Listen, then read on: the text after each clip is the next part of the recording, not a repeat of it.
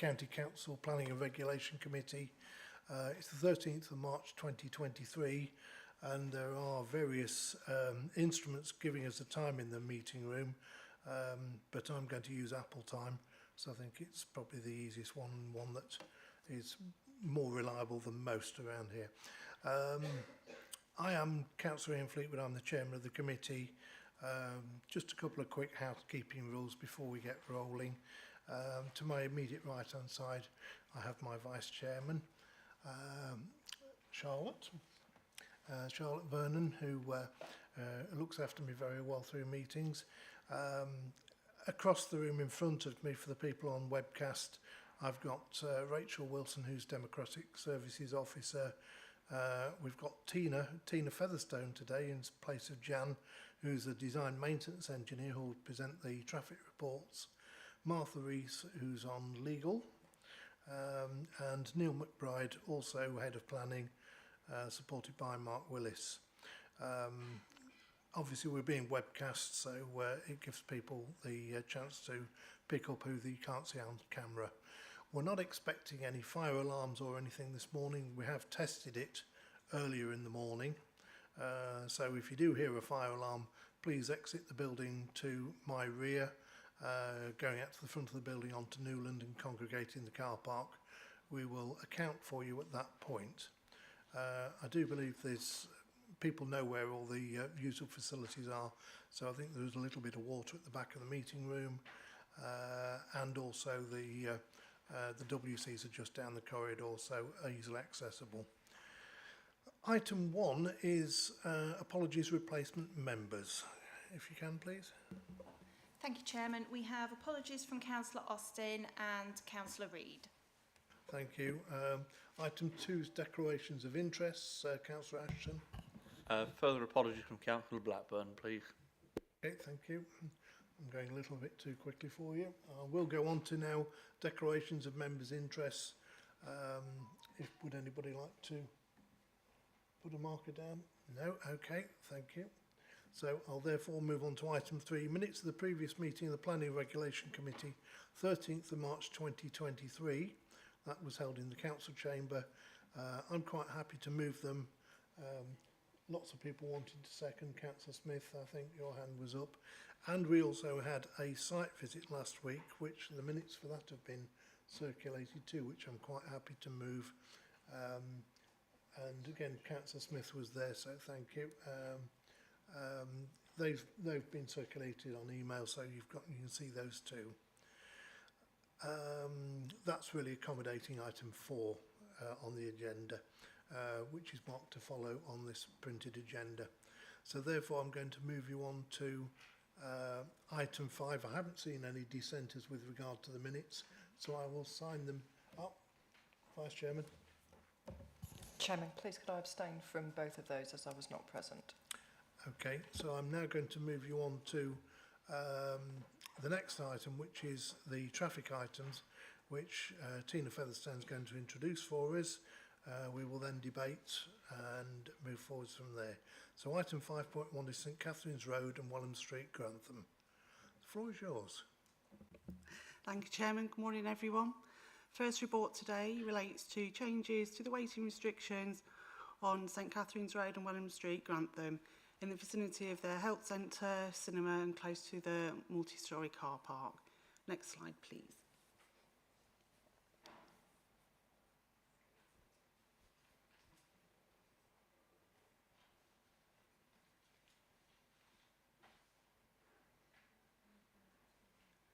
Lovely. The area is located in central Grantham. Next slide, please. Our parking services team raised concerns that the current mixture of restrictions were inconsistent and confusing to the motorist. The cinema had also expressed some concerns as they were unable to access Small Street parking in the evenings. The proposed no waiting 8 till 6 is in keeping with the surrounding area, and the no waiting is just limited to the junctions with the health centre, Wellham Street where the multi-storey car park is, and over the dock curb access to the off-street parking. One objection was received, and it was cited that we should be providing parking bays during the day. Any reduction in parking would have a knock-on effect on the surrounding roads and that speeds would increase. This has been dealt with within the report, and the recommendation therefore is that the objections are overruled and the proposals are introduced as advertised. Thank you. Thank you for the introduction. I'll therefore open it to committee. Would anybody like to speak to the application? Vice Chairman. Thank you, Chairman. I know this area relatively well, living locally, and this seems a sensible proposal for the area it's concerning. I'd be happy to move it if no one has any further comments. Thank you. Councillor Pepper. Just to say, I don't know the area particularly well, but I'm more than happy to second it, Chairman. I do know the area reasonably well. I've used all sorts of facilities in the Grantham area, so I do know the parking issues within the town, and I frequent the railway station as well. So I'm quite familiar with the area, but I accept, Councillor Pepper, you've seconded the report. Anybody else wishing to speak? Okay, I'll therefore put it to the vote. All in favour of the recommendation as printed, please show now. That is unanimous, but I will say anybody against, any abstentions, and nobody shows. So therefore that one as printed is carried. Therefore I'll move you to 5.2, Mablethorpe, Seacroft Road and Victoria Road proposed amendments to the seasonal rate waiting restrictions. Tina again, please. Thank you. This next report relates to changes to the waiting restrictions on Seacroft Road and Victoria Road, Mablethorpe, in the vicinity of the local businesses. Next slide, please.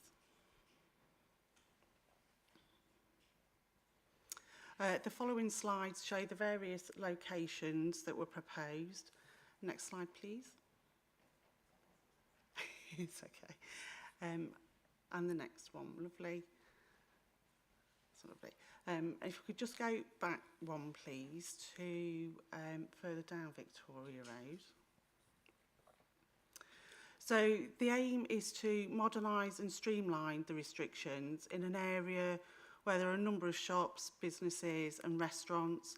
The current restriction operates 10 AM to 7 PM, 1st of May to the 30th of September, meaning that essentially vehicles can park up to 11 o'clock in the morning and up until 8 o'clock in the evening.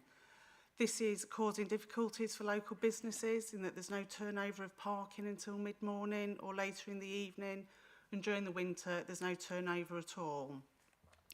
The proposal is to introduce a restriction that operates between 8 till 6 each day all year round. The objections are centred around Victoria Road only and cite that the restrictions aren't needed all year round and that residents will be unable to park. These have been dealt with in the report. The recommendation, therefore, is that the objections are overruled and the proposals are introduced as advertised. Thank you. Thank you for the introduction. I'm going to open the committee. Councillor Noisia. I know area very well, so it did we have some issue with some local business and resident, but on high season, it cause a lot of trouble. Okay, that's all. I think I send you the detail what people request, you know, what they like to do, and hopefully it resulted in no more alcohol, because I have people complain and that, and they say, well, you come out and look at it, this is the best way to do it, and if think we can have a go to try on to see what happened in the year 2, then we can re-look again. I think that's the best solution, because, you know, in my part, and I go up and down that road, so people complain a lot, but see how it go. Thank you. Okay, thank you. Do I have any other speakers? I know Mablethorpe fairly well. It's just a couple of streets back from the seafront, and I have frequented some of these businesses, I'll be honest.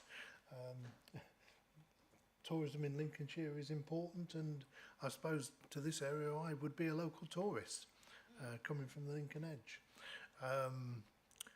I hear what goes on within the report, but I see we've done the relevant consultation.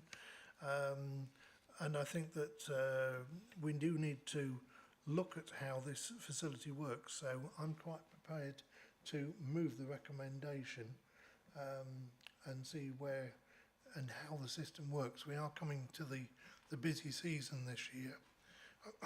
Obviously, COVID has moved things along a little bit in the last couple of years, but I can see traffic going down the A158 in large tranches currently, and these people do need to be, when they get to their destination, they do need to be able to leave their vehicles somewhere and somewhere appropriately. So I'm quite happy to move the recommendation. Do I have a seconder anyway, please? Thank you, Councillor Sear. Do I have any other speakers? And is there anything that you'd like to add before we go to a vote, Tina? No, I don't think so. I think Councillor Sear was quite eloquent. There's always difficulties in these seaside towns. We're constantly monitoring and seeing what we can do to improve things. This will be no different. Thank you. Thank you. I just thought I'd give you the opportunity to come back if you wish, because you might have disagreed with me. Okay, right. Well, proposed by myself, seconded by Councillor Sear. Nobody else wishing to speak. All in favour of the recommendation as printed, please show. Thank you. Anybody against? Any abstentions? Okay, so that one is clearly carried. Thank you very much. So thank you, Tina, for coming. We do like seeing Jan, but we may see you at another meeting, who knows. But thanks for turning up this morning and presenting the reports. We'll now do a change of officers and move over on to county matter applications, move to 6.1, which is the hydrocarbon well site at Glentworth. So, Mr McBride, please. Thank you, Chairman. Good morning, councillors. Yeah, the first of the planning papers this morning takes us to Glentworth, and it's an application for planning permission by iGas to construct a hydrocarbon well site with the drilling of 1 vertical appraisal well and up to 7 horizontal development wells and ancillary development at land to the west of Northlands Road, Glentworth. The report sets out a wide range of issues which need to be carefully considered in the determination of this application, including the need for the development and climate change considerations, landscape and visual impacts, highways and traffic matters, impacts on air quality, noise, historic environment, flood risk, drainage and ecology, biodiversity and restoration. So we go to the presentation, please.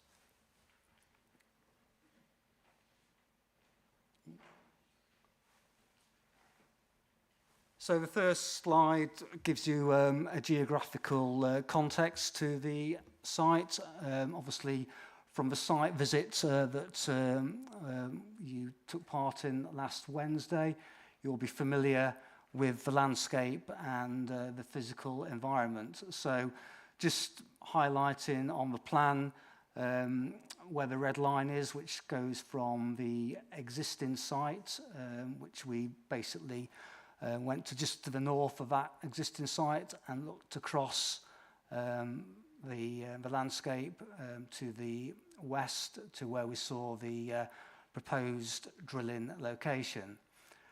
And then we moved from that location onto Kexby Road and had another look basically from the south, looking northwards to the application site. So just to remind you, I'm sure you can familiarise yourselves with the points that we stopped at during the site inspection, and also just to highlight Northlands Road and Kexby Road, which again we looked at during the site inspection. Next slide, please.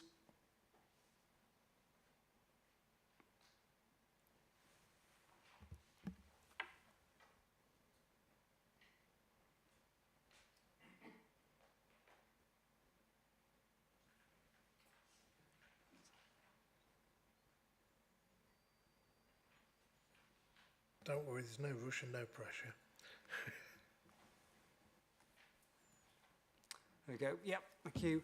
So just a bit more detail from the first slide. So again, You can see where the red line starts adjacent to the existing site, which is at the junction of Northlands Road.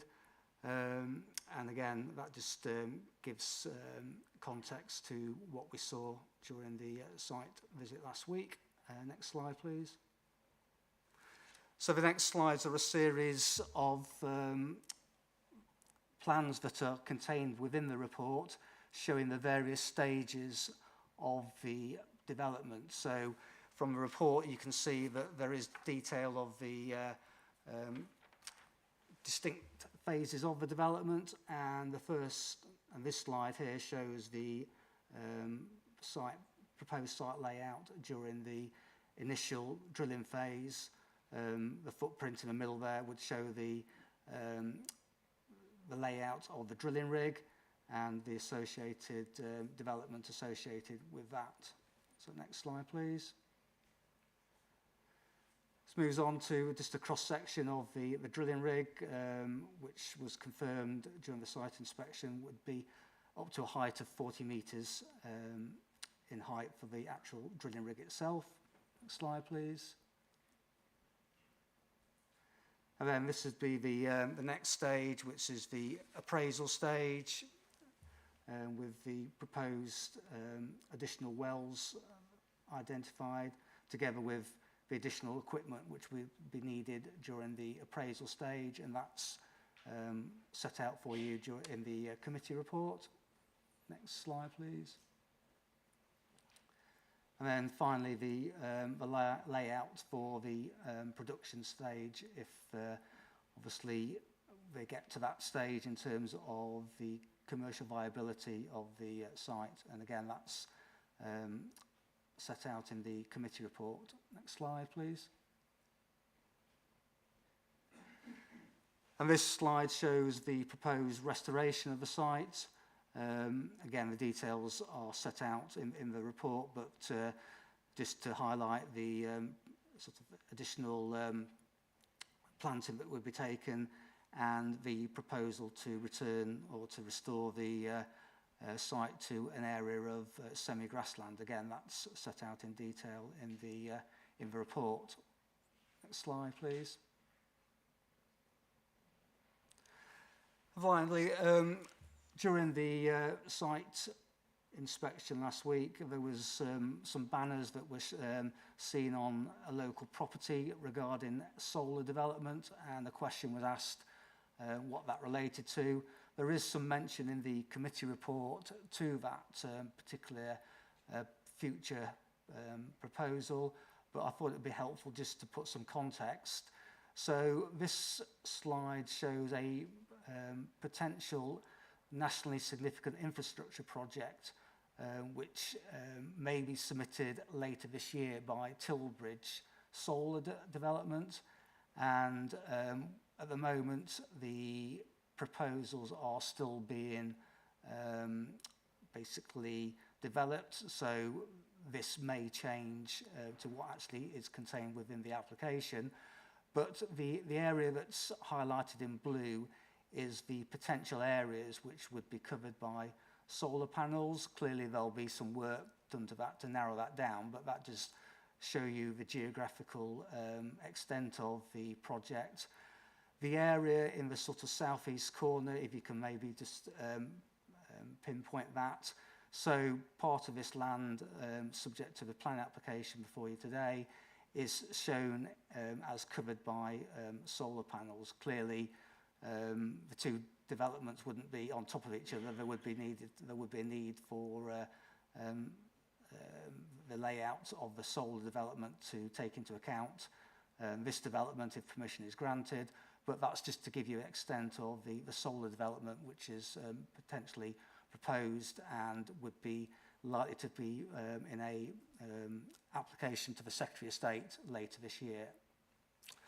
Okay, so that's the presentation in terms of the slides, just to give you the context again.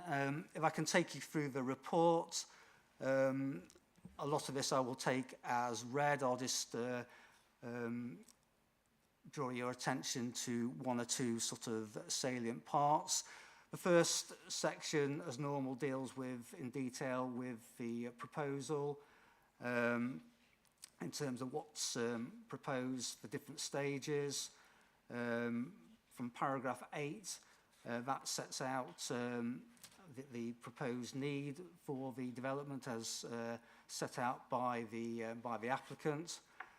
And then following on from that, there are further paragraphs which set out a summarised detail of the specialist reports that have been produced to support the application. I won't go through those in detail because I'll take it that you've had an opportunity to review those, but that just sets out the context of the information that's been submitted with the application. I can move you on then to paragraph 14, the main planning considerations and the planning policy context. The policies there, first of all, are from the National Planning Policy Framework, and then we move on to the policies from the Lincolnshire Minerals and Waste Local Plan. The bit I want to highlight, which was set out in the update, which was circulated on Friday, is that I'm sure some of you will be aware that the Central Lincolnshire Local Plan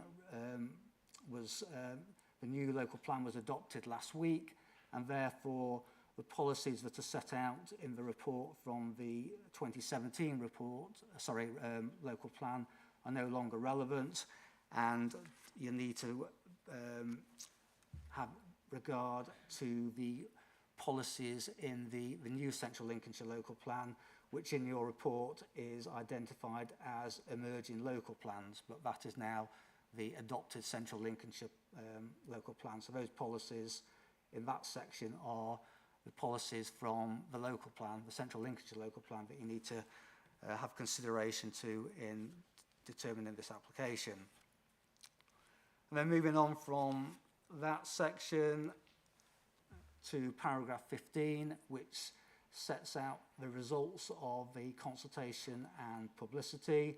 So at paragraph 15A, you'll see the comments there of the local member, and then below that, the comments of Glentworth Parish Council, who, as you see, object to the application, and the reasons for their objections to the application are set out in the report,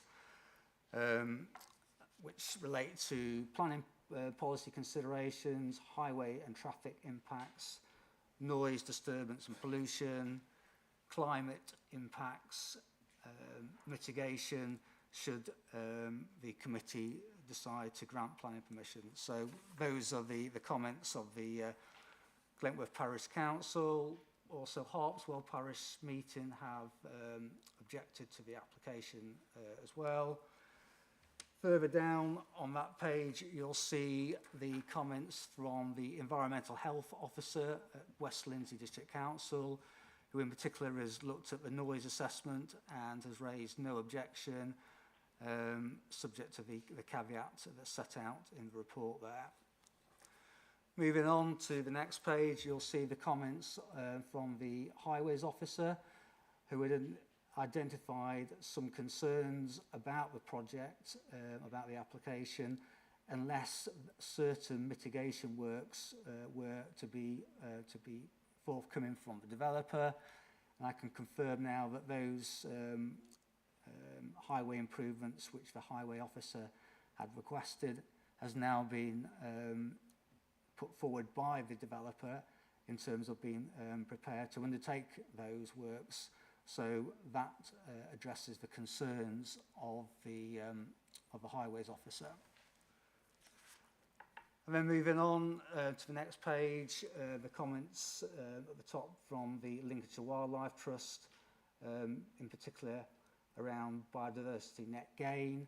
Again, you'll see in the update that the applicant has provided some further information to address those issues, and has provided the metric tables which the Wildlife Trust had referred to in their comments. And as you'll see that as set out in the report, that your officers are content with the information that had already been provided, and now this supplementary information which the applicant provided last week further consolidates that and confirms that from your officer's point of view that issue has been addressed in terms of the comments of the Wildlife Trust. Moving on to paragraph 16, you'll see that as a result of the publicity and consultation, 62 representations have been received objecting to the application. And again, I won't go into detail. For those, you can see those are set out in the report, but again, they relate to traffic and highway safety, environmental impacts and amenity, climate-related matters, and then finally some sort of other related matters which don't fall into those preceding categories I've just identified. Then below that, the West Lindsey District Council has confirmed that they do not wish to add any to add further to the comments already provided by their environmental health officer, which I'd already just identified. And then, as normal, the conclusion section identifies all the specific issues that need to be taken into consideration in the determination of this application, relating to issues such as need, which is picked up from paragraph 19.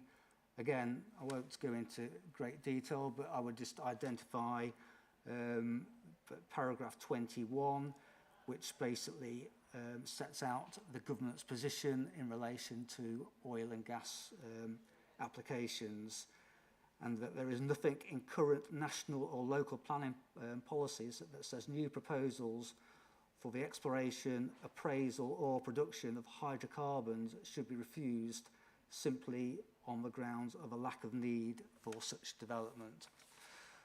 I'll highlight that to you, and then moving on, the next section deals with landscape and visual impact, including lighting. Then the next section picks up highways and traffic, which I've just identified some of those issues, and that the applicant has put forward highway improvement works, which addresses the original concerns of the highways officer, and that's picked up in that section from paragraph 29 through to paragraph 35. The next section deals with air quality, dust and noise. Again, the issues that need to be considered are set out there, the applicant's response and the overall conclusions. Moving on to historic environment, and then water resources, flood risk and pollution, and then finally restoration and aftercare. I'll just highlight paragraph 51 of that section that in relation to the concerns raised by the Lincolnshire Wildlife Trust, the applicant has now provided those metric tables, and your officers are satisfied that the information in those tables addresses that holding objection raised by the Wildlife Trust. Then, coming towards the end, the cumulative impacts, I've already mentioned during the slides, the proposal by Tilbridge Solar, and you've seen from the slides the area which potentially would be covered by that application. The summary conclusions, paragraph 56 through to paragraph 58, and then the recommendation on page 74 is that, subject to the completion by the applicant of a section 106 to secure specific traffic routing and off-site landscaping, then planning permission should be granted subject to the conditions in the report, with the exception of condition 8, which you've just seen from the update that sort of circulated on Friday, some changes to that condition. But other than that, the recommendation is, as I say, that should the developer complete the Section 106 agreement, then delegation is given to the director to grant planning permission based on those conditions in the report, with the changes to condition 8 that's set out in the update. Thank you for that introduction. We do have a couple of speakers with this application. First of all, I'd like to welcome John Latham, who is the Chair of Glentworth Parish Council, to come down. As people are probably aware, we allow up to 3 minutes for people to address the committee. Then potentially there is an opportunity, if the committee should wish to cross-examine anything or ask questions of either applicant, objector or supporter. So, Mr Latham, the floor is yours when you're ready. Thank you, Chairman. On behalf of Glentworth Parish Council and the residents of the village, I'm asking the committee to refuse this application. Aside from the officer's comments, there are two material planning considerations that we think are relevant. In terms of climate change, NPPF paragraph 152 makes clear that decisions should support the transition to a low-carbon future in a changing climate. And in relation to the impact on the residents of Glentworth, NPPF paragraph 185 states that decisions should, and I quote, protect tranquil areas that have remained relatively undisturbed by noise. This is reinforced by the neighbourhood plan adopted by Glentworth. Any references to this development helping the fuel crisis or meeting domestic energy needs are not material planning considerations and should be disregarded. The Parish Council's written submission, which I'm sure members of the committee have read, sets out in clear detail the impact of the development on the life of those living in Glentworth. There is no support whatsoever for this development in the village. The responses to on the County Council's planning website are clear, regardless of any claims that have been made to the contrary. Members of the committee have seen the access road for themselves during their site visit. In fact, you directly witnessed the difficulty your coach had in negotiating Kexby Road with parked cars and soft vergers. Now imagine 100 lorry movements a day along that road. 100 lorry movements, one every 6.5 minutes. This is a quiet country village residential road. It is not a heavily trafficked street that experiences HGVs on a regular basis. It is not an industrial area. 100 lorries a day. We are concerned, regardless of what the expert reports say, about the noise, air pollution, vibration and safety. The mental health impact of these 100 lorry movements a day, one every 6.5 minutes, bear in mind, on the residents living on Kexby Road cannot be lightly dismissed. HGV traffic at that volume will impact on other road users. This is a primary route for pedestrians, dog walkers, horse riders and cyclists. There are school bus pickup points on that road. Then there is the risk created by HGVs trying to exit onto the B1398 at the top of Hanover Hill. The road itself is barely 2 lanes with no solid verge, 2 lanes wide with no solid verge or curb on one side. Just a few days of movements at this scale is likely to mean that the road surface and edges deteriorate, making the road increasingly unsafe. Then there's the actual development of the site, a long extended period of building work, industrial work ongoing for 24 hours a day, floodlighting, 40-metre high drilling rig. This is nothing less than the industrialisation of the countryside with no direct benefit to the village or its residents. Once it is lost, it is gone forever, and we urge you to refuse consent. Thank you, Mr Latham. I'm going to turn to the committee now and ask if anybody would like to ask any questions. No? Well, thank you for your attendance. Okay. I'll now call on Tony Bryan of iGas, who I believe is the applicant, to come and make his presentation for 3 minutes, please.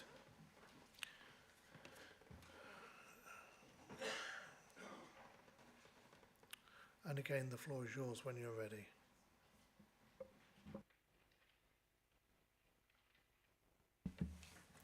Dear Chair and members of the Planning Committee, thank you for the opportunity to speak. My name is Tony Bryan and I'm the Development Director for iGas Energy. iGas is a British energy company that delivers a mix of natural gas and crude oil to the UK's energy market and is also developing a number of low-carbon projects, including deep geothermal, to deliver utility-scale heat to city centres, hospitals, industrial and commercial customers. We have a long and successful history in Lincolnshire, extracting hydrocarbons safely and environmentally responsibly for decades, whilst working with the local communities and supporting local projects through the iGas Community Fund, which has distributed over £1 million to community projects around our sites since 2008. The Glentworth field was originally discovered in 1961 by BP, and over the years, planning permission has been granted for some 60 wells. iGas has been operating the sites at Glentworth since 2011, and this application is the latest step in that long and successful history, utilising our considerable experience in onshore drilling and field development to continue to produce oil. Given the continuing role for fossil fuels in providing the UK energy needs during the transition to a low carbon economy, the proposed extraction of oil is consistent with national energy policy. Furthermore, a domestic supply has an obvious security advantages and reduces the need for imported gas and oil.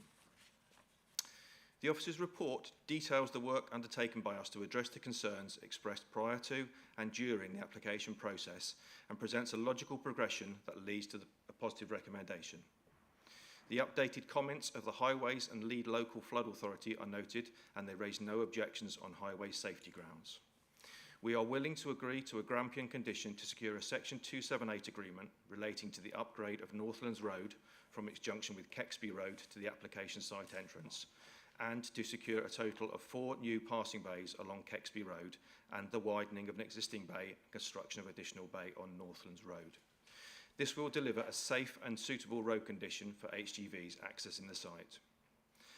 There are no objections to the proposed development from any of the statutory consultees, as per the updated sheet, and in line with the officer's report, I consider that all matters raised have been covered. The environmental impacts of the proposed development are acceptable, subject to the proposed mitigation measures included in the Section 106 planning obligations and conditions listed in the recommendations A and B on page 74 of the report. The application has demonstrated accordance with the development plan, and I hope that members support their officer's recommendation today and grant approval. Thank you for your time. Thank you very much. Now, the parish council's alluded to the fact that there's going to be an awful lot of vehicle movements going through the edge of the village and down to this site. There was a discussion there with regard to children and the fact there's bus stops potentially to pick children up at various times. With these vehicle movements, is there any possibility that the vehicle movements don't come at regular intervals? And could it be that the timing of said vehicles could be that they did basically move away from peak times of usage of the road? Very much so, no problem with that. There will be a traffic management plan compiled before we start work on the project, and that we can incorporate certain times, peak times, to avoid the school children drop off and pick up times where there'll be no HGV movements. So that can easily be accommodated. Thank you. Is there anybody else that would like to comment at all? Okay, well, thank you very much. If you'd like to retire. Mr McBride, would you like to comment with regard to the 2 speakers, please? No, thank you, Chairman. Okay, so I'll therefore open it to committee and seek my first speaker. Obviously, we had various people within the committee who were on the site visit last week. It would be useful if those people were the people that obviously did the voting at the end of the debate. But I would encourage discussion from everybody, but obviously just to ensure that the people that were on the site visit are the people that actually took the full vote at the end of the debate. That way those people are fully aware of all the information available to them. So, who would like to start? I can see lots of enthusiasm today. Councillor Noyce here. I went last Wednesday and I asked question on the site. Like my concern is from driveway, it is some village coming to the site, but already the drill were there, but the new site got to be further along.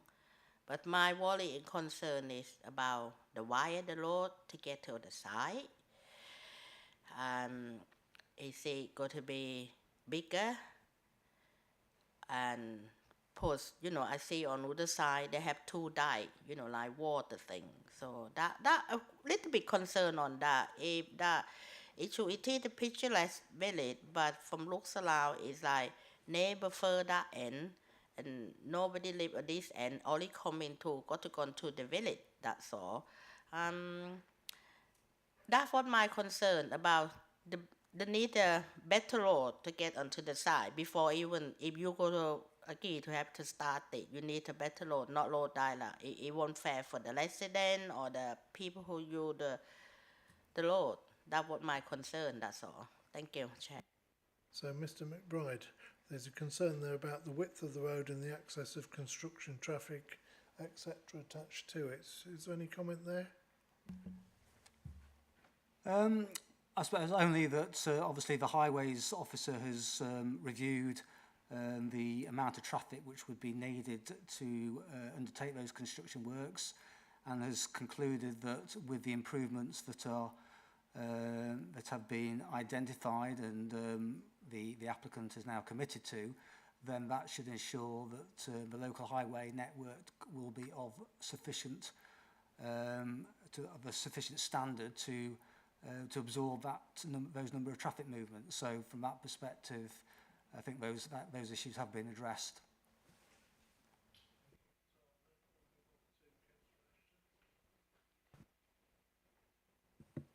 Thank you very much, Mr. Chairman.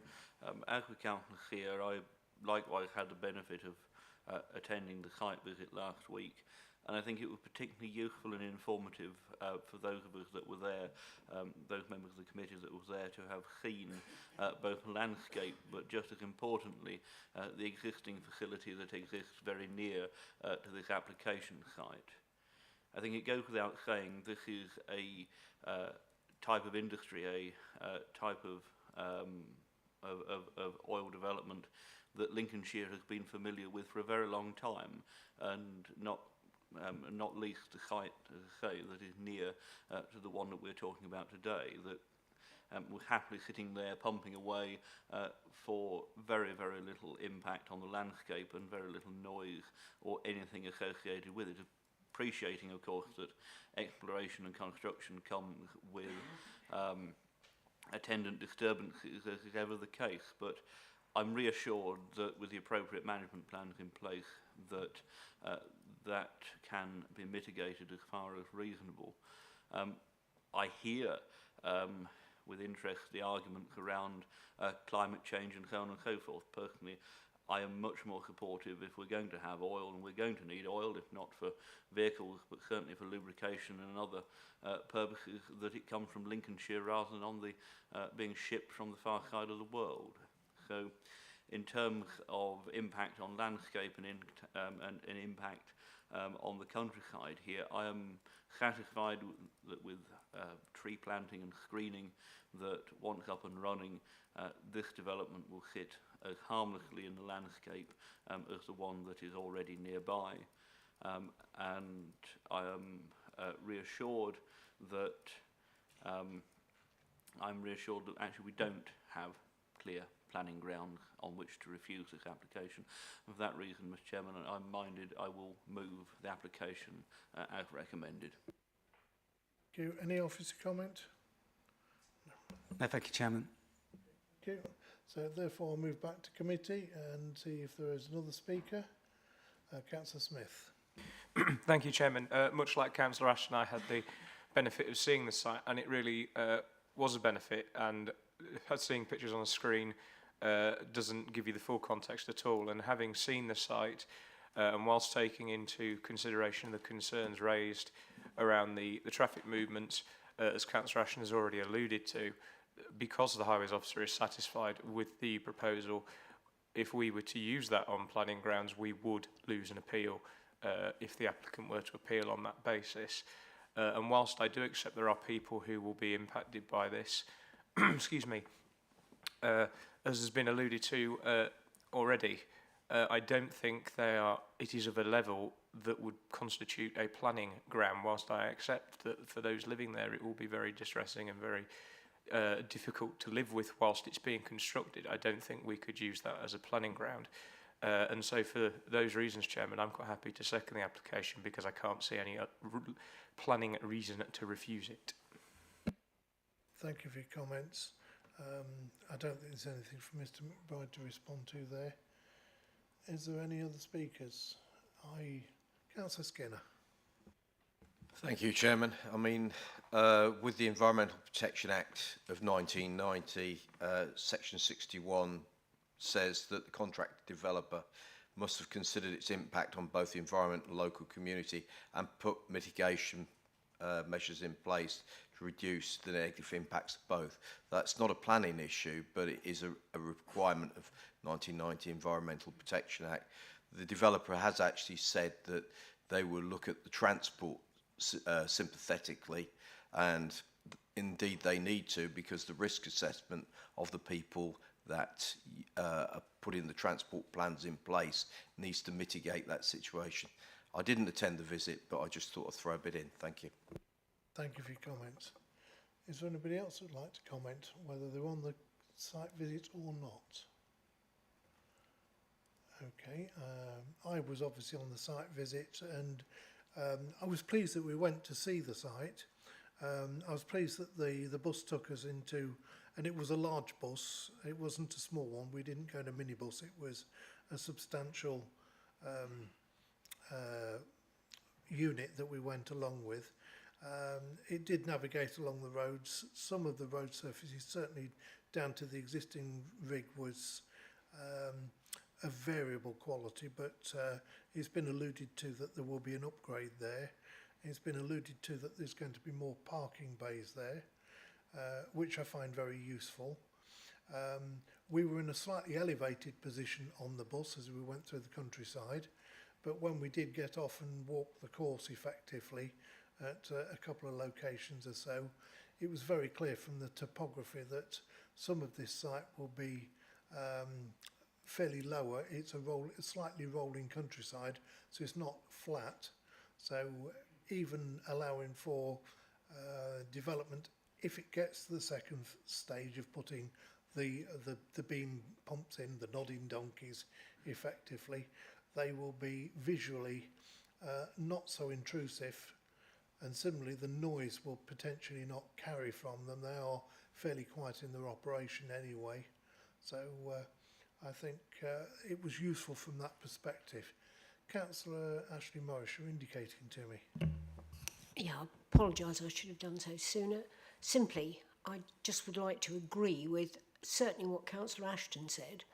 Shipping oil from who knows where is environmentally massively more sort of damaging than a small amount locally. Having been in the motor trade for aeons, engines need oil. They may not need as much oil, but even electronic cars have gearboxes.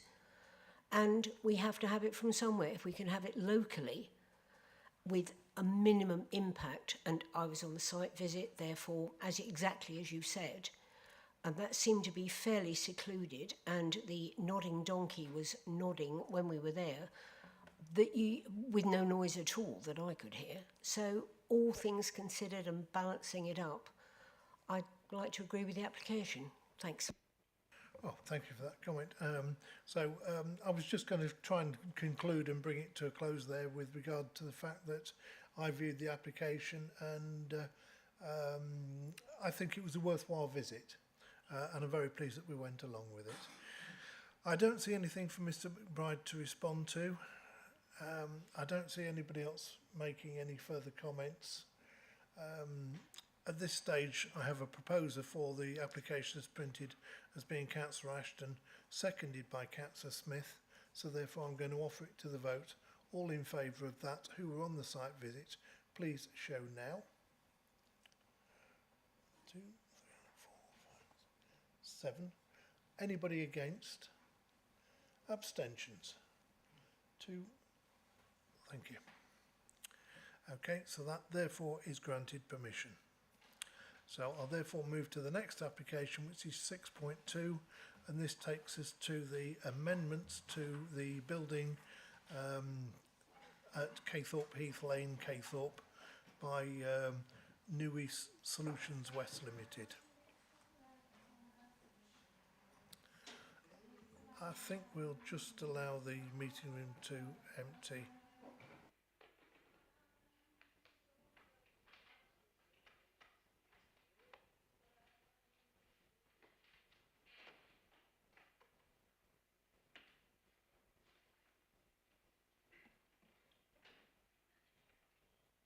Okay, so Mr Willis, when you are ready, please. Thank you, Chairman. Good morning, members. Yeah, as the Chairman says, this application takes us to the New Earth Solutions Materials Recovery Facility at Caythorpe. Again, members visited the site last week, so rather than go through the full report in detail, I assume members are familiar with the site and seen a lot of what's been proposed during that visit. However, just to recap shortly, this application, as I say, seeks to permission for the installation of new internal plant within the building, within buildings 9 and 10 of the site. Includes proposals to reclad the exterior building and place new shutter doors, as well as the proposal to install photovoltaic panels on the roof. Can I have the slides, please? So the first slide just again gives a bit of context in terms of geographical location. The Caythorpe recovery facility is located to the east of the A607, and you can see it comprises of a series of different buildings with various processes operations. Next slide, please. This proposal, as I say, highlights particularly buildings 9 and 10 as they're referred to, which are highlighted in red there, and only applies to this particular part of the site. Next slide, please. So it might not appear very well on that screen, but effectively you can see the buildings at the moment are redundant, were redundant buildings. Should say that the new plant and equipment has been installed since the application's been made, and members will have seen that on site. It's not operational, however, it has been installed. In terms of the new plant and equipment, it's principally to improve the efficiency of the recovery processes at the site. The new equipment represents an investment of around £4.5 million that would improve the recovery rate of mixed waste coming into the site. It's anticipated that the facility would process around 60,000 tonnes of waste per year, and that would fall within the existing limits of the site's overall tonnage capacity. In order to facilitate the early quick return on the pay of the investment, the applicant is also seeking to increase the hours of operation specific to buildings 9 and 10 only, that would enable this plant and equipment to operate to longer hours than the current wider site.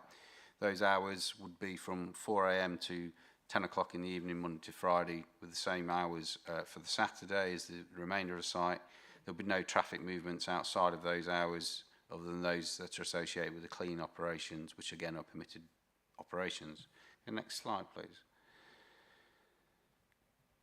This is an image, just again show you the equipment installed within the building as it stands. The next slide, please.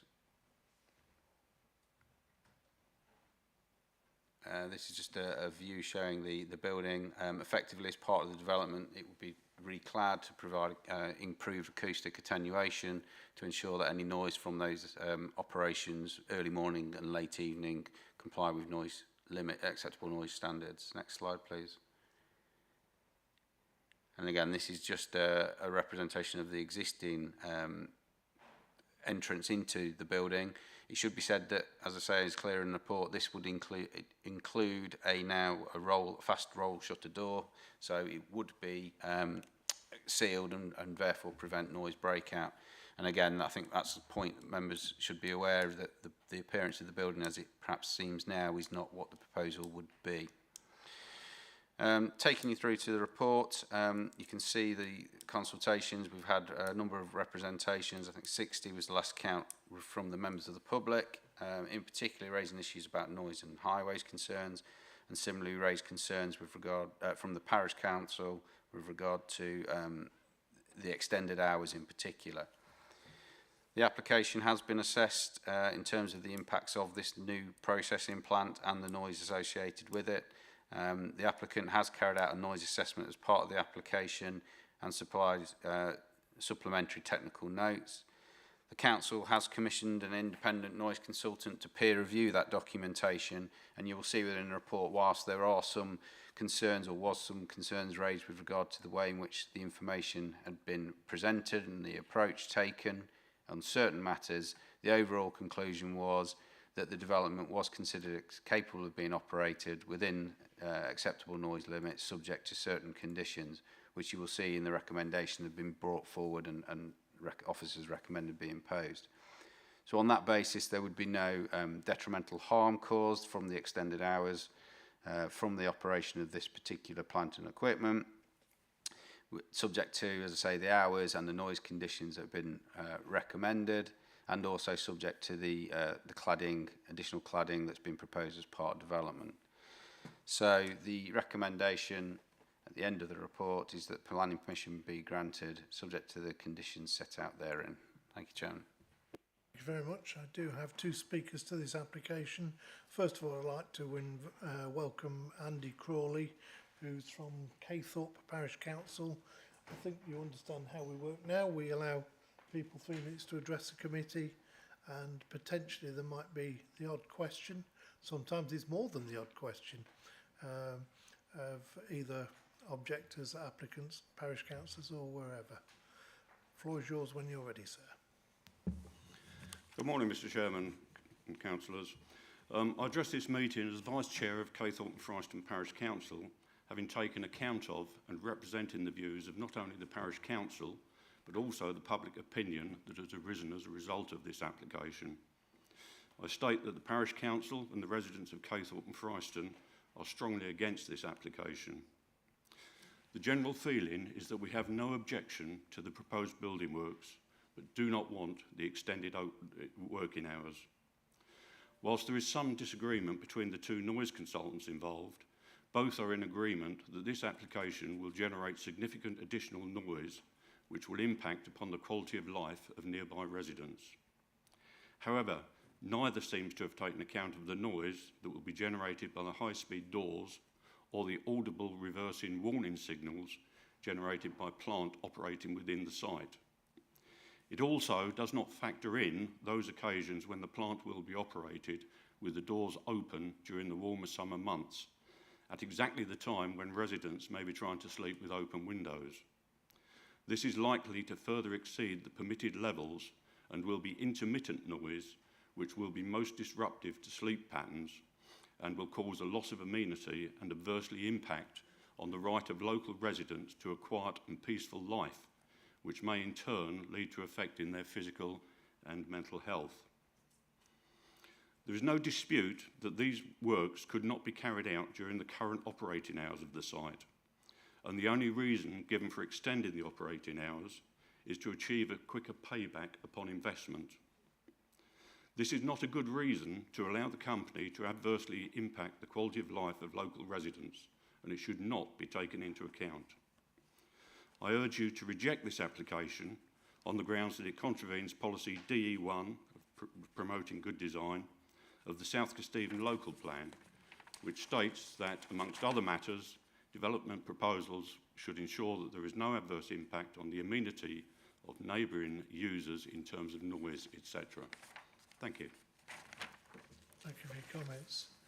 So, committee, is there any questions of Mr Crawley? Councillor Crawley, apologies. No problem. Obviously, you've alluded to the noise issue and the bleepers. Currently, during the daytime, are they intrusive into the lifestyle of Caythorpe? It's general noise that emanates from the site, as from other areas around the village. Obviously, during the day, it's very different noise to what might be intrusive at night time, and it is the nighttime fear of noise that most people object to. Okay, thank you for that. Anybody else to comment? Councillor Pepper. Yeah, thank you, Chairman. Can I just ask, being a local resident, there's been a number of fires at this site over the years, and I think also nearby Buxton Heath. How many fires has there been recently, in your opinion, and what disruption did that cause to the community by having to keep the doors, windows closed? I have only been resident in the village for the last eight years or so. During that time, I believe there was one in the Caythorpe plant and one at Buxton Heath. I know the Barkston Heath fire burnt for days and days and days, and there were pools of smoke that, you know, affected properties adjacent to that, not particularly in Caythorpe, it has to be said. Yeah, there's been 2 in 8 years to my knowledge. Thank you, Mr. Chairman. Having lived relatively near this site, we're at Bayard's Leap. I'm aware that certainly there are local concerns, and I've been contacted by people actually in Caythorpe for an opinion. But 4 o'clock in the morning does seem, really, on a quiet night, particularly in the summer, and if we get another summer like last summer, where you do need the windows open, I really can't see that sound could be mitigated to the extent that I believe the operators are hoping. So on the whole, I feel that these are very relevant points that our council has raised. Thank you. If you'd like to reiterate that comment in a little bit when we get to the debate, this, unfortunately, this is part of the questioning of either the applicants, the objectors, or wherever. So we'll just register that and come back to that comment a little later on. Okay, well, seeing nobody else wishing to question you, thank you, Mr. Councillor Crawley, Vice Chairman, not just Councillor, Vice Chairman. I'll promote you again for coming to address the committee. It's very much appreciated. My next speaker will be Mr. Grundy, who is the agent, who I believe we met last Wednesday when we were on the site visit. So, Mr. Grundy, the floor is yours when you get there. No rush. You've been here before, Indeed, so you know the committee. First rodeo, so to speak. Yes. Good morning. For some years now, the Caythorpe Waste Management Facility has been falling into decline. Many of the waste processing operations became outdated, and several buildings, including those encompassed by the application site, have fallen into a state of disuse. The number of jobs supported by the facility have correspondingly also reduced. This is primarily a consequence of an evolving market. There's little demand for crudely recovered materials. Products such as solid recovered fuel no longer generate any revenue, and the applicants are forced to pay for their disposal. It's very evident that the future of waste management will be reliant upon advanced materials recovery processes. It's no longer economically or environmentally acceptable to simply burn recovered plastics or send residual materials to landfill. The development accordingly represents a significant modernisation of the Caythorpe facility. The new MRF plant, which has already gone preliminary testing, is capable of precisely recovering a range of plastic types along with other materials that are suitable for reuse in manufacturing. This will include the processing of historically problematic waste such as plastic films and wrappings. The proposal will therefore allow waste to be turned into marketable products, thus moving the process further up the waste hierarchy in alignment with the objectives of Minerals and Waste Local Plan Policy DM2. The new plant will be electrically powered and augmented by renewable energy produced by roof-mounted solar panels. The proposal will require 20 new members of staff, reversing job losses and creating additional employment opportunities. The scheme requires considerable investment. Its viability is in no small part reliant upon making a profitable return within the first 5 years from commencement. Though capable of precisely recovering a range of materials, the speed of throughput is slow. In order to process a sufficient volume of waste per annum for the actual development to be viable, operating hours specific to the development will therefore need to be extended to allow activity to commence at 4 AM and finish at 10 PM. It is, however, emphasised that this will not require changes to established delivery hours. The proposal will not therefore generate any nighttime commercial vehicle traffic. Concerns have understandably been raised by local residents over the development's potential noise impact. It's emphasised that at the outset, an assessment of noise impact was undertaken to help identify whether the scheme would be environmentally compatible. Data indicated that occupants of the closest properties would not be able to readily hear the operation, even with all plant running at full capacity, unfavourable wind conditions and low background noise. Nevertheless, the scheme has subsequently been refined and mitigating sound insulation will be fitted to the main processing building. Fast closed doors will remain closed at all nighttime periods. All mobile plant loaders operating within the facility during the nighttime period will have their muted reversing alarm set. 2 separate acoustic consultants now concur that even a combination of worst case scenario conditions will not give rise to nighttime noise disturbance at outlying dwellings. Furthermore, a control mechanism can be applied for use of a planning condition restricting sound levels arising from the MRF. Welcome to any questions. I'm pleased you're welcome to any questions. I think you've answered the question that I was going to put to you again with regard to the bleepers. You've alluded to that. You were forewarned. I think you've had a chance to think about that one before we got there, so I haven't put you on the spot. Is there anything any committee would like to ask? Councillor Smith, please. Thank you, Chairman.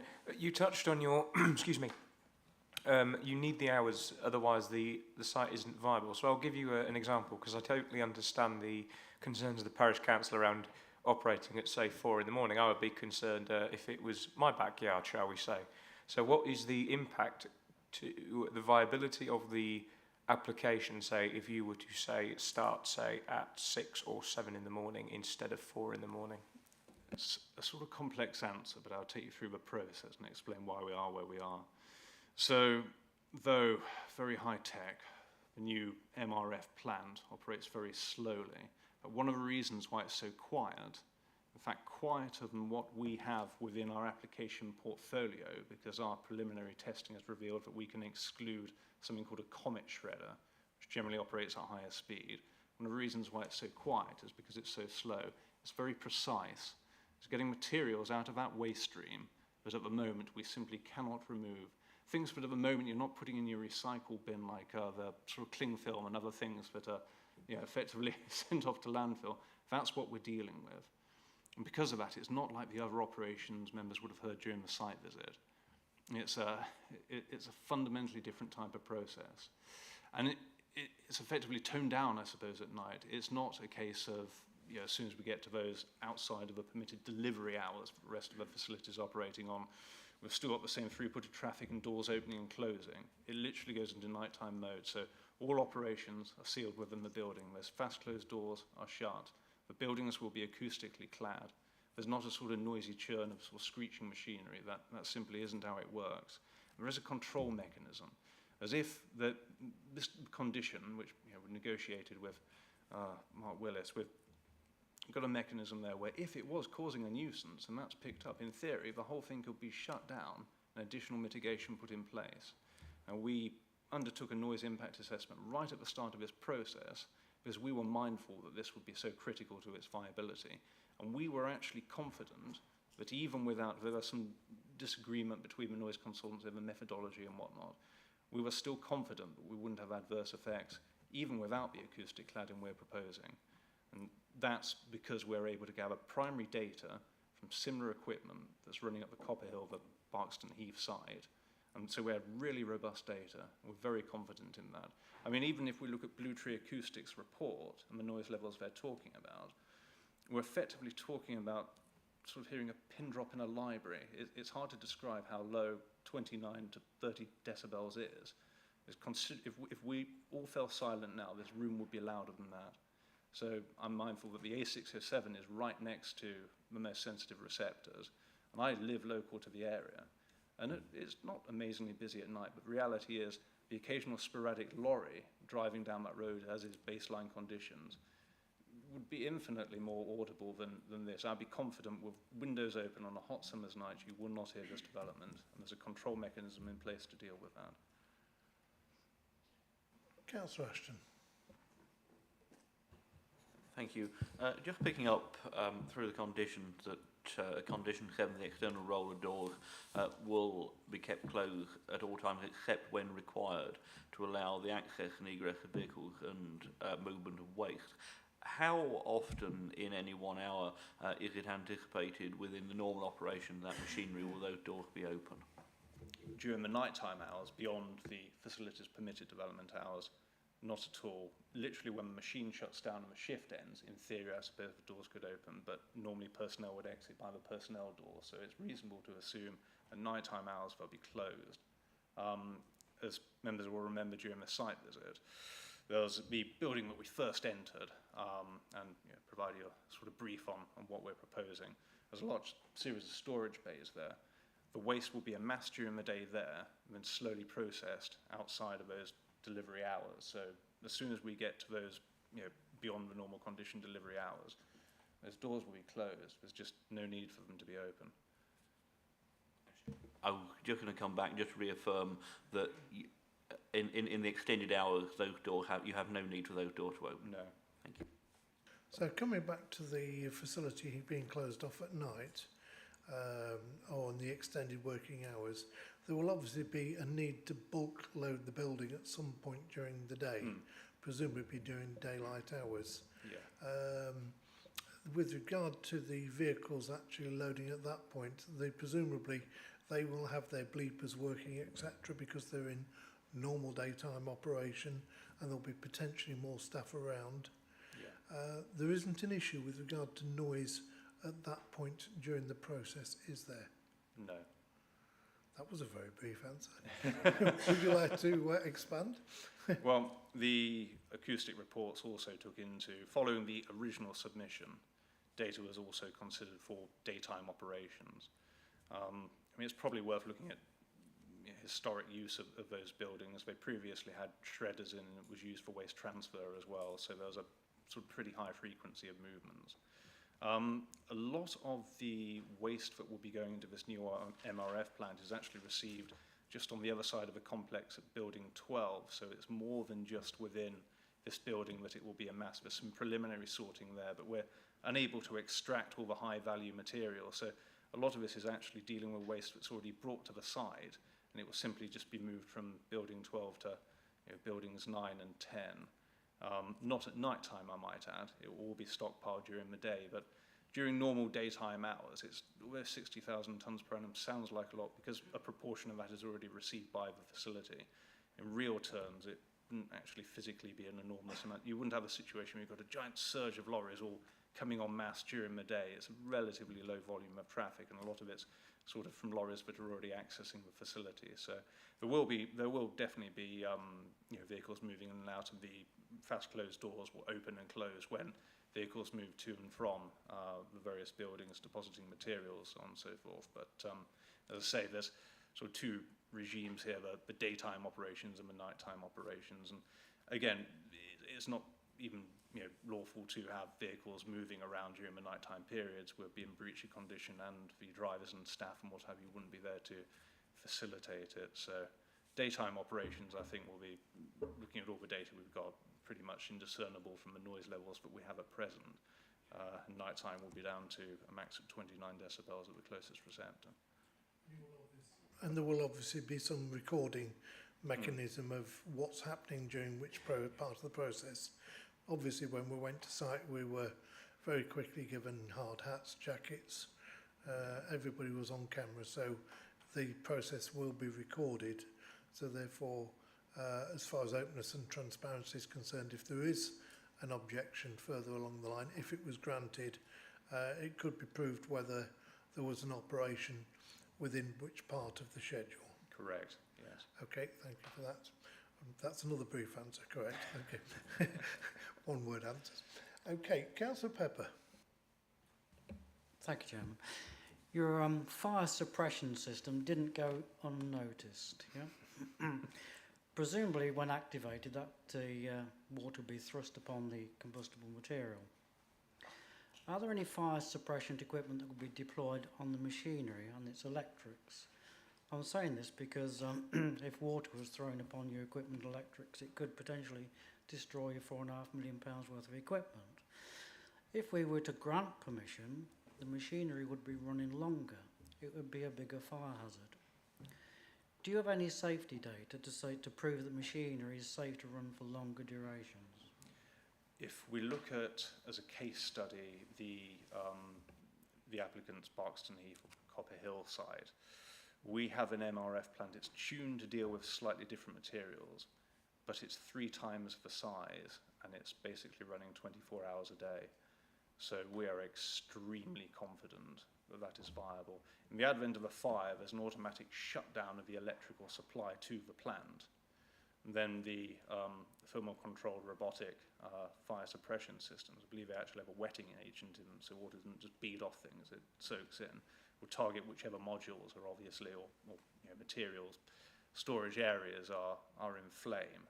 Very efficient of that. I think that is literally the best commercially available technology at the moment. And there's a reason for it. It safeguards the investment. Now, if a certain module within the plant is targeted, it might indeed destroy that module, but it will save the rest of the plant, the buildings, and a lot of disruption. So sometimes if, God forbid, something did go awry, it would be a worthy sacrifice. But it's worth emphasising as well, there are the cleaning and maintenance conditions in place, and they were there to address the facility's fire prevention plan. It was effectively part of the site's IPPC permitting. So in those hours when the machinery is not operational, there'll be a rapid clean round, and any sort of use, sort of flock and what have you that's round parts where, could present a fire risk will be removed. It is not in the applicant's interest to have a fire on this site.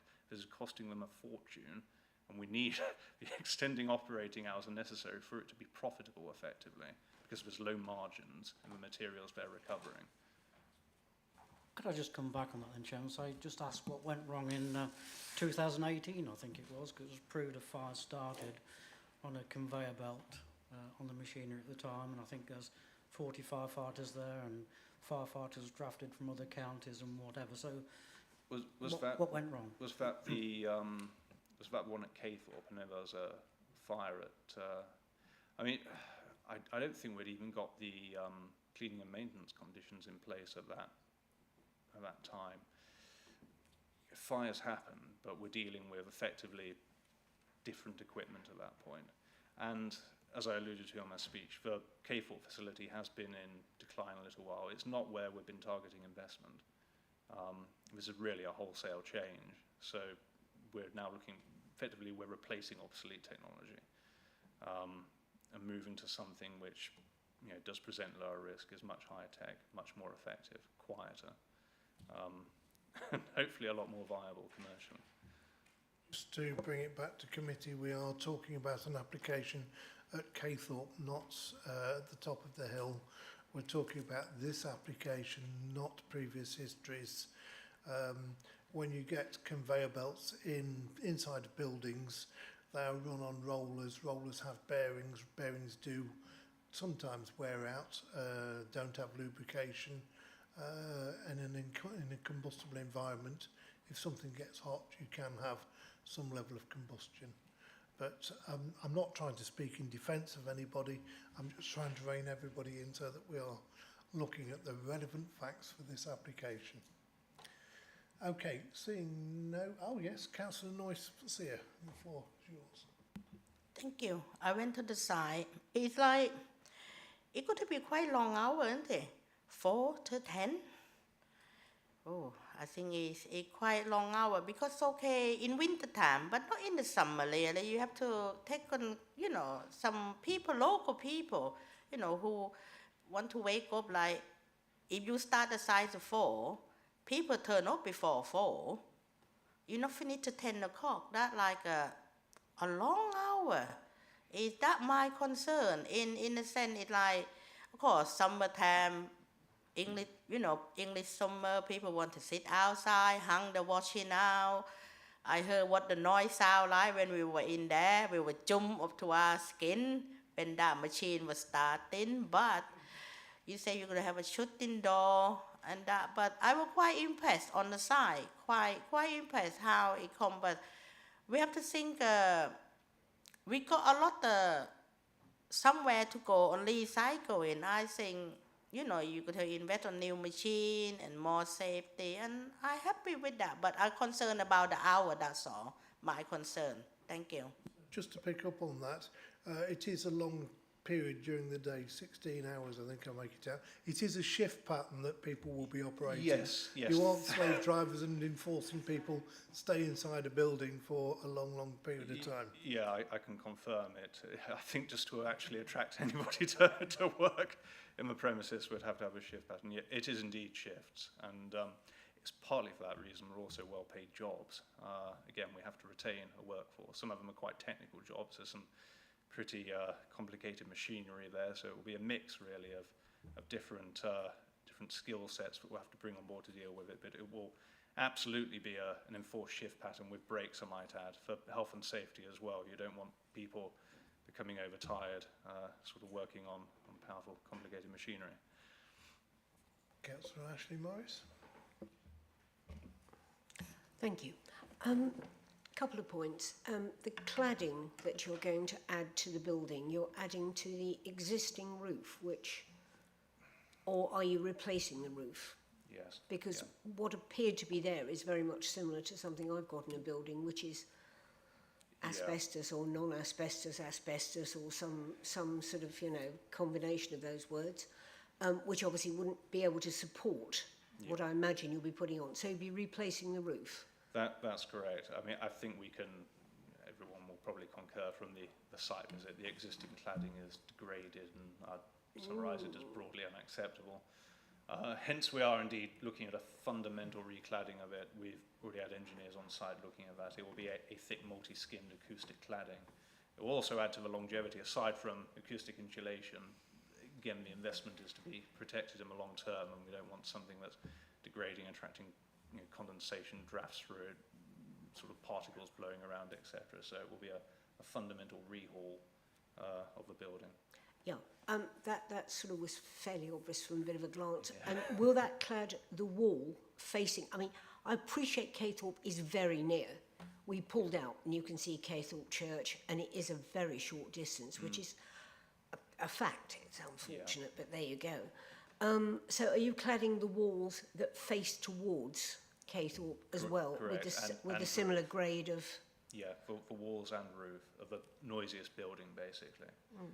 We use sound plan modelling in the acoustic assessment, which would almost produce a sort of contour map. So the degree of attenuation provided by different elements of the building could be inputted into it. And that's how we could see how the noise was effectively radiating out. You could see the before and after difference. Again, I think we could technically get away without the acoustic cladding. That was part of the old scheme, but as part of this, it's absolutely part of a proposal. And irrespective, we realise that those buildings need to be reclad. It's obvious. So we're building that sort of safeguard into it, and it is indeed directed to give Caythorpe maximum mitigation. Yeah, and obviously it's an elderly building, and it's not going to be. The other minor point, and which has been alluded to by a couple of councillors, this 4 o'clock in the morning thing seems to be the big thing that's very much affecting people. Is it not possible to move that chunk of hours so that it was perhaps 6 o'clock start, which seems a whole lot more sort of acceptable, and 2 hours tacked on the end? Is there a strategic reason? I've realised obviously there are commercial considerations. I mean, it'd be nuts if there wasn't really, but that seems to be a big bugbear, and it does seem like middle of the night almost. More related to the sort of pattern of logistics, which to a degree I don't have all the information to here. It works out more conveniently to have the shifts split in that manner in relation to when the facility is operating without any HGV access to when it is, and when most of the materials deposited therein. And realistically, again, once we've looked at the mitigation and the actual noise level and the control mechanism, I'm not sure whether it would be sort of less disruptive if it ran until midnight, if you see what I mean. We're confident, irrespective of the time. In theory, if it ran all through the night, which I must emphasise is not proposed, we still wouldn't get above that 29 decibel level. In fact, I would be very confident to say it will be quite a bit below that, because the comet shredder's out of the equation and permanently, though I know that hasn't factored into this proposal. The plant's actually less noisy than what we're proposing. I'd be reluctant to change these hours. In reality, in the future, if sort of war in Eastern Europe sort of subsides and electricity prices go down and we find that the margins go up, and it becomes cost effective because we're paying people a lot to work these unsociable hours, it might just organically truncate. But at the moment, it's a massive investment, and because of interest rates, the client was effectively forced to take a chance on buying the kit anyway before the price went up. We're not really comfortable with the idea of sort of changing the hours around in a manner that we know at the moment would definitely impact it financially. I mean, it would be completely different were it identified that at 4 in the morning there's a fair chance of a significant adverse impact in terms of noise experienced at the closest receptors. But again, both Blue Tree Acoustics and our acoustic consultant agree that it won't effectively impact anybody. So again, we'd prefer to keep the hours exactly as stated. Thank you very much. And it goes without saying the existing cladding on the building is Big Six cladding, which can be either cement sheeting, if it's a later style sheeting.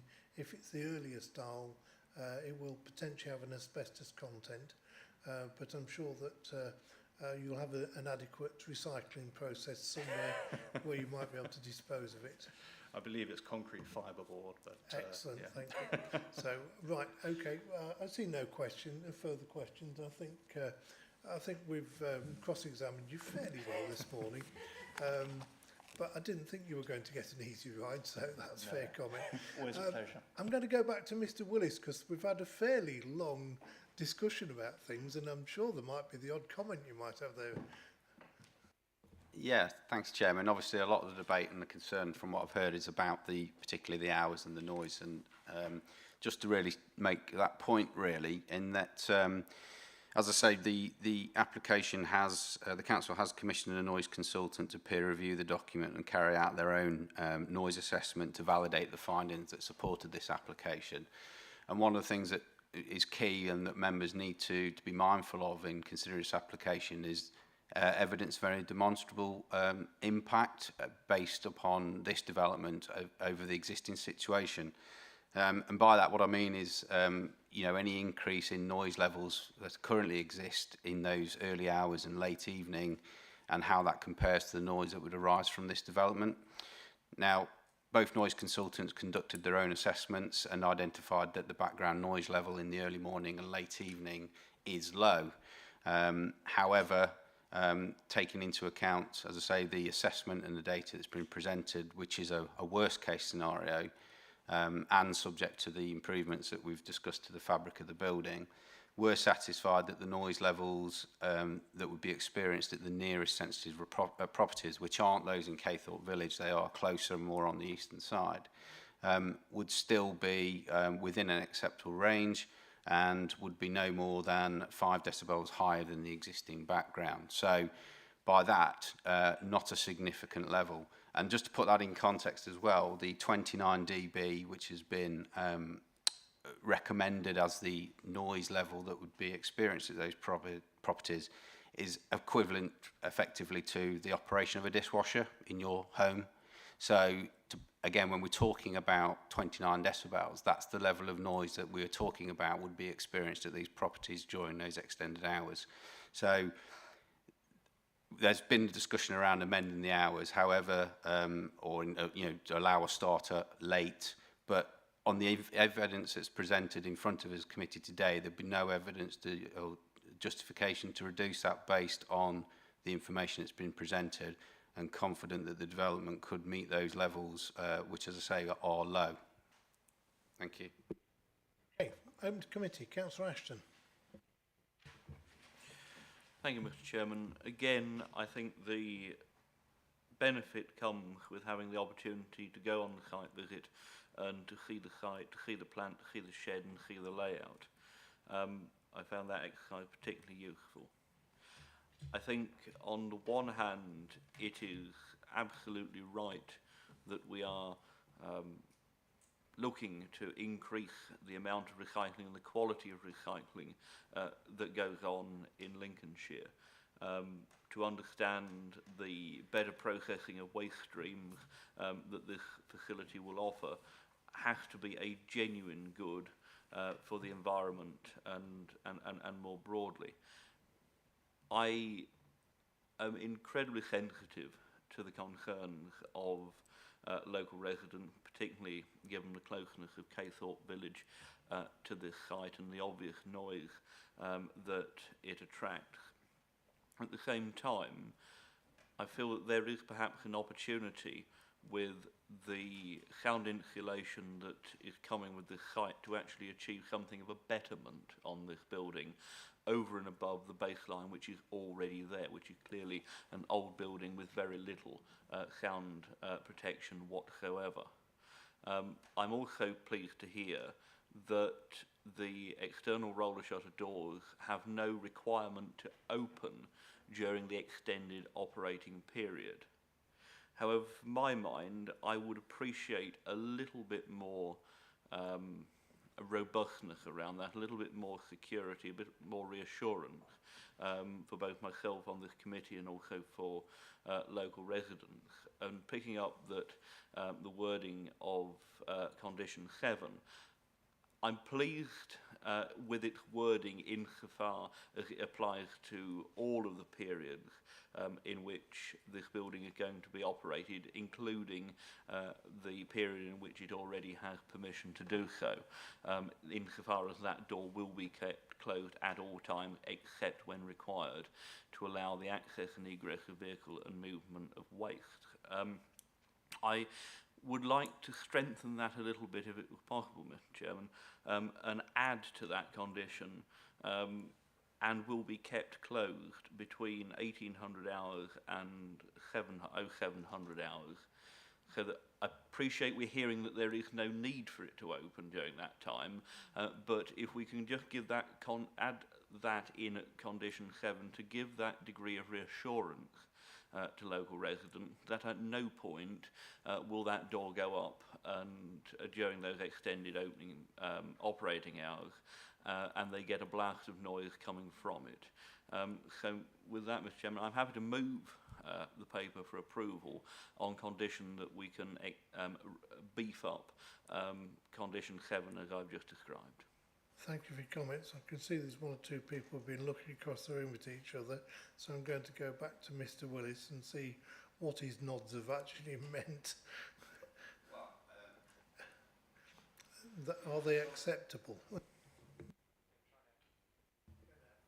Thank you, Chairman.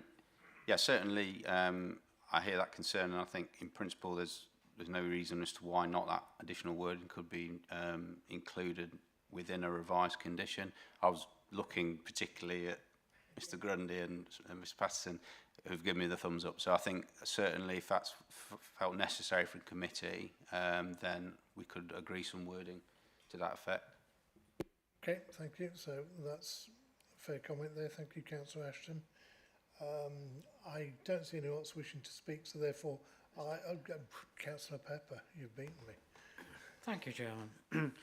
I couldn't see anywhere in the report that our fire and rescue service had responded, which I have to say I struggle with a little because we've had similar applications in the past and we've actually deferred them until we've heard from our fire and rescue service. And I've been bearing in mind our fire and rescue service is a council-run function. I just find it hard to believe that we've not had any comments. You know, I'm bearing in mind the history of fires at this site and under the control of this company too. We may say that's not a planning reason, but as Chairman of Community Safety Scrutiny, I do have genuine concerns and how that may affect the community. However, I'm not one to sit on the fence and I'm reluctantly going to support this application, taking on board Councillor Ashton's comments. Thank you. Has it been seconded? If not, I'm happy to second. Well, that's very brave because I was going to second it to you, having said that you've done a very robust comment with regard to fire and rescue. Okay, thank you.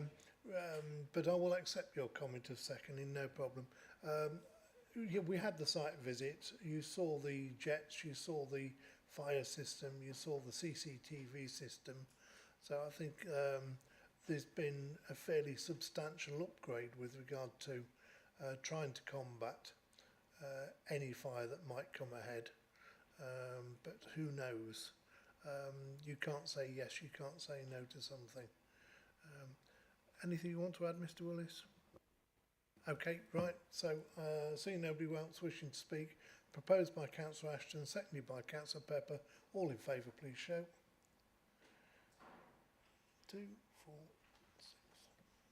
Those against, please show. Abstentions, please show. 2 abstentions. Obviously, you weren't on the site visit, so I appreciate it. So that is granted. And thank you very much. Right, so seeing nothing else on the agenda, I'd like to thank you all for your attendance. It's been a slightly longer meeting than I thought it might have been, but I think it's been worthwhile. I'd like to wish everyone a safe journey home and good luck in any ventures you might be engaged in the next few weeks.